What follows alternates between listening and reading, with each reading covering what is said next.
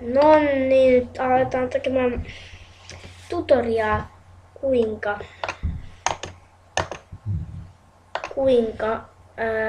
no mikä. Ihan sama kuinka tehdä Bookit server. Siis menette eka sinne Googleen tai mikä nyt teillä onkaan.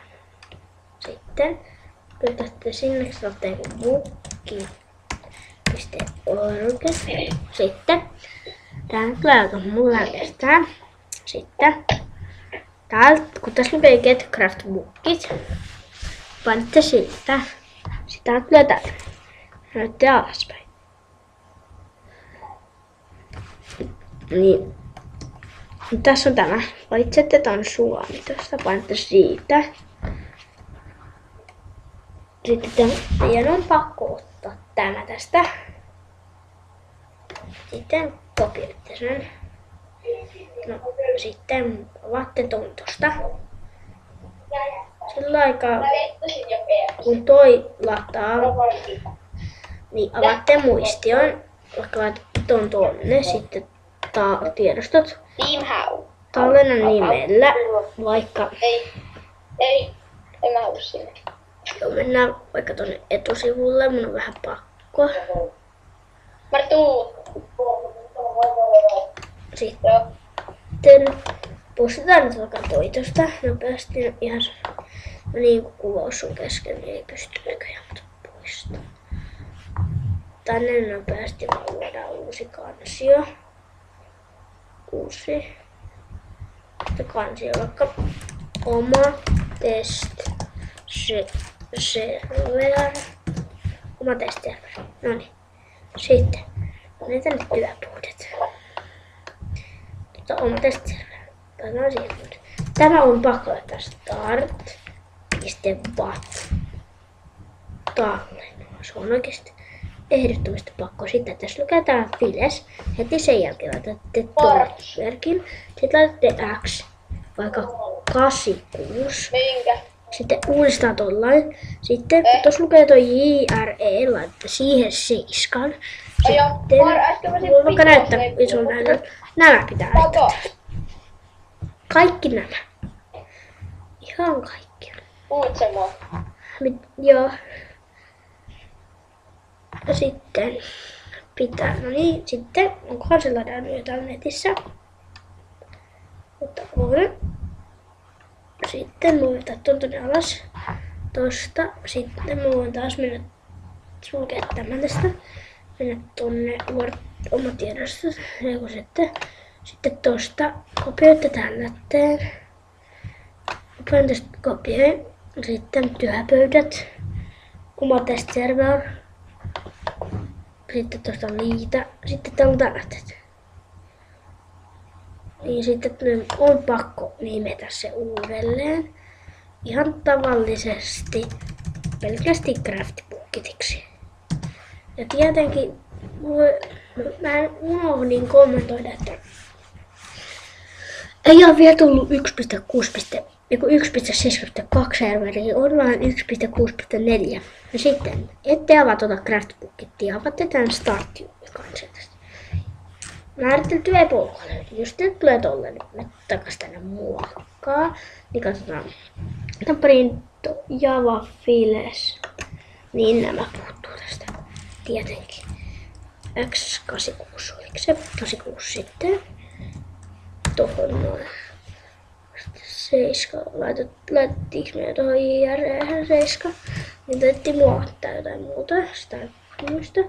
Sitten tallenna. Noin. Sitten voidaan painaa tuosta sitten uudestaan starttiin. No niin, sitten tää tulee tyhmä. Nyt selataan sitä ihmeserveriä. Se on 7 lataa, mutta mulla on sitä. Mulla on Elisan verkkoja. Mulla on jokainen server täällä. Mulla laittaa start. Mulla on montakin serveria. Mä kirjoitan Java tähän. Nyt tuossa start Java. Niin sitten otetaan varmaan vähän pari kertaa. Taas eka kerta, jos sulla eka kerta kun sä teet tän, niin no ette ilmoittaa.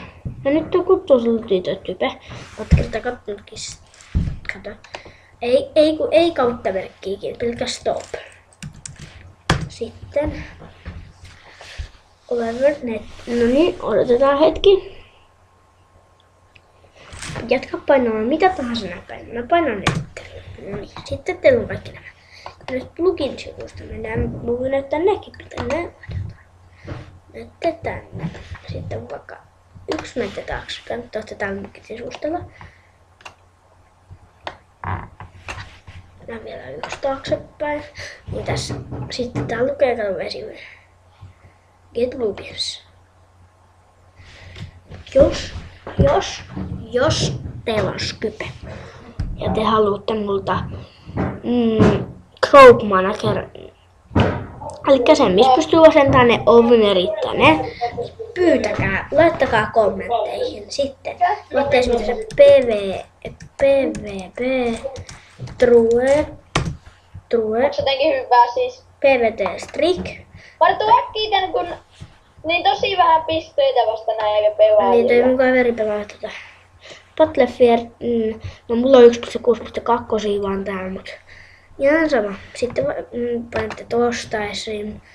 No sitten jos lukee toi download, niin painatte siitä, niin sit se on sillain. Ja voin vielä näyttää kuinka tehdä ihan tavallisen Minecraft-serverin. No niin, tässä oli tää tutoriaali kuinka tehdä nyt se tavallinen Minecraft-serveri samaan kun jaksaa uudestaan aikaa. Piste kautta download. Tässä on tämä. Tiedätte varmaan. Jos teillä on Exe tai Jaar, mutta mulla on Jaar, niin mä otan Jaarin. Ootakaa hetki ihan hetki. No niin, keskeytti mun kaveri soitti, mä vastasin sille. Painatte tosta keep. No. Sitten odotetaan, kun toi Minecraft Server 1.7.4 latautua.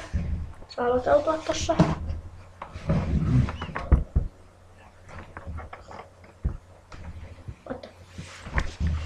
Ota kulkee nopeasti.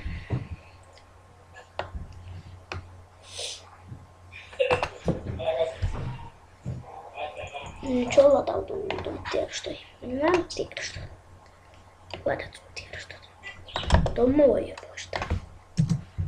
Tuon mä avaan tossa.